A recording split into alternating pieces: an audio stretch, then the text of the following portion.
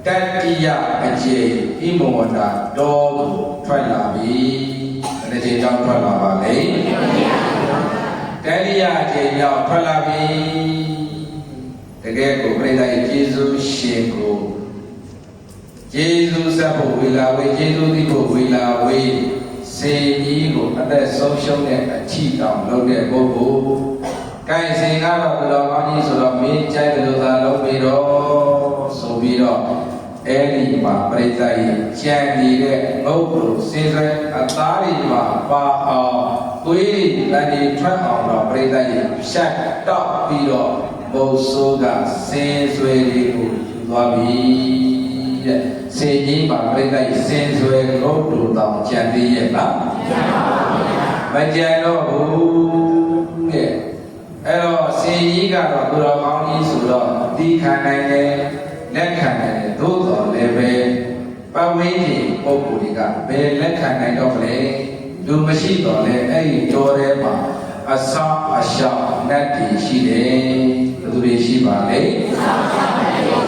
နတ်တွေကဘယ်ချိန်တတ်တော့လဲတော်တော်ရုံမာတဲ့ပုဂ္ဂိုလ်ပဲ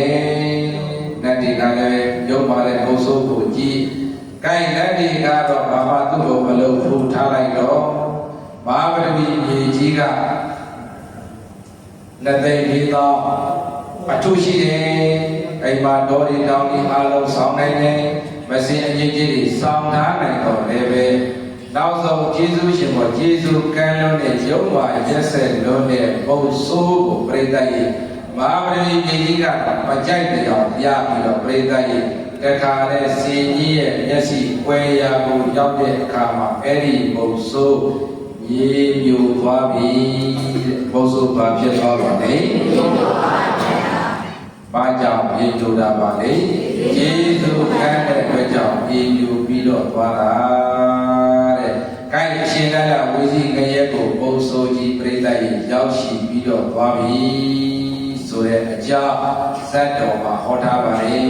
ဇတ်တော်ကိုပေါင်းတဲ့အခါမှာပြိတ္တရဲ့အဲ့ဒီယေရှုခန်းတဲ့ဘုဆိုဆိုတာကဇတ်တော်ပေါင်းတော့ပြိတ္တရဲ့ဘုဒီဘဝမှာအရှင်ဒီဝတ္တဖြစ်လာတယ်ဘယ်သူဖြစ်လာပါလဲဒီဘဝမှာအဲ့ဒီဘဝတော့ကစင်မင်းကတော့မြတ်စွာဘုရားဖြစ်လာတယ်ဘယ်သူဖြစ်လာပါလဲမြတ်စွာဘုရားဖြစ်လာတယ်ဒါကြောင့်ရှင်ဒီဝရဟာဘုရားနဲ့တွေ့နောက်ဆုံးဘဝမှာလည်းဘုရားပေါ်မှာကျေးဇူးကမ်းတာတွေအများကြီးပဲပေါ့ဘုရားကဉာဏ်ကိုပေးခဲ့တယ်နောက်ပိုင်းမှာလက်လာဘကိုကြောင်းပြုပြီးတော့ဘုရားကိုစောကမောကလို့နောက်ဆုံးတော့အဲ့ဒီနောက်ဆုံးဘဝမှာလည်းပဲမြေပြိုတဲ့အစဉ်အထိရောက်ခဲ့တယ်ဒါကြောင့်